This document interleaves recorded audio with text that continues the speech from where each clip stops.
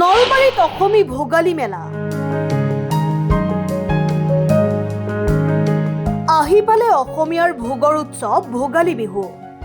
লাৰু পিঠা সান্দহ চিৰাৰে উভৈনদী হৈ পৰা দেখিবলৈ পোৱা গ'ল নলবাৰীৰ সুধাকণ্ঠ ডক্টৰ ভূপেন হাজৰিকা শিশু উদ্যানৰ বাকৰি।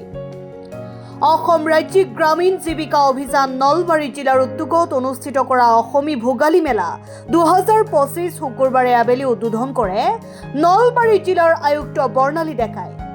ভোগালী মেলা উদ্বোধন কৰি অভিভূত হৈ পৰা বুলিও মন্তব্য কৰে জিলা আয়ুক্তগৰাকীয়ে।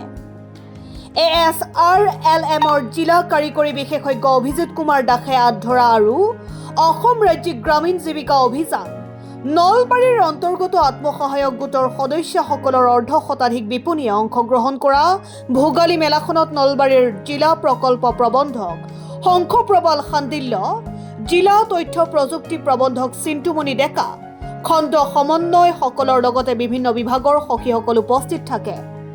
ইয়াতে আমি আয়োজন কৰিছো আৰু নলবাৰী চহৰৰ আৰু নলবাৰীবাসী ৰাইজক মই অনুৰোধ জনাম যে অতি ধুনীয়াকৈ গোটেই 30খন ষ্টল ইয়াতে আছে আৰু SHGৰ বাইদেউসকলে তেওঁলোকৰ বিভিন্ন ধৰণৰ ভোগালীৰ যিখিনি লাৰু পিঠা আছে বিহুৰ বাবে লাৰু পিঠা আৰু অন্যান্য আপোনালোকৰ চাদৰ মেখেলাৰ পৰাই ধৰি যিখিনি যাৱতীয় বস্তু আছে গামোচা ইত্যাদি অতি ভাল কোৱালিটিৰ আৰু ৰিজনেবল দামত তেখেতসকলে কৰিছে। যথেষ্ট কষ্ট তেওঁলোকে কৰিছে আৰু ASRLMSৰ এইটো প্ৰত্যেক বছৰে তেওঁলোকে এইটো এটা খুব ধুনীয়া পদক্ষেপ লয় আৰু আটাইলৈ মোৰ আন্তৰিক শুভেচ্ছা জ্ঞাপন কৰিলো। আগন্তুক ভোগালী বিহুৰ বাবে আমাৰ নলবাৰীবাসী তথা অসমবাসী ৰাইজলৈ মোৰ আন্তৰিক শ্ৰদ্ধা আৰু শুভেচ্ছা জ্ঞাপন কৰিলো।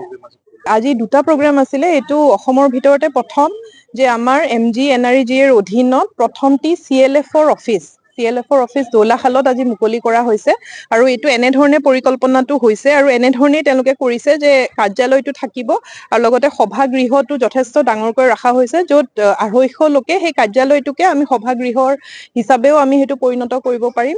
লগতে তাতে এটা কাউণ্টাৰ থাকিব য'ত SHGৰ বাইদেউসকলৰ বস্তু বিক্ৰী কৰাৰ এটা ইজি অপশ্যন থাকিব আৰু পেণ্ট্ৰি আছে, টয়লেটৰো ব্যৱস্থা কৰা হৈছে। এনেধৰণৰ এটা মানে আমি বহুত ভাবি পেলাই ষ্টেণ্ডাৰ্ড মডেল এটা কৰিছো আৰু বিভিন্ন অঞ্চলত আৰু তেনেকৈ আমি কৰিম আৰু CLFৰ বাইদেউসকলে যথেষ্টখিনি আগভাগ লৈ তেওঁলোকে এইটো ৰেডি কৰি তুলিছে কম সময়ৰ ভিতৰত। আৰু দ্বিতীয়তে আমাৰ ৰুৰেল মাৰ্টটো কৰা হৈছে, সেইটো নলবাৰী আমাৰ বৰক্ষেত্ৰী চক্ৰ বিষয়াৰ কাৰ্যালয়ৰ যিটো কম্পাউণ্ড তাৰে দামৰ যিহেতু আমি দেখো বা আমি টিভিটো চাই থাকো ভোগালীৰ আগে আগে একদম গগনচুম্বী দামবোৰ পাইগে আৰু আপোনালোকৰ পৰাও ফিডবেক পোৱা যায়।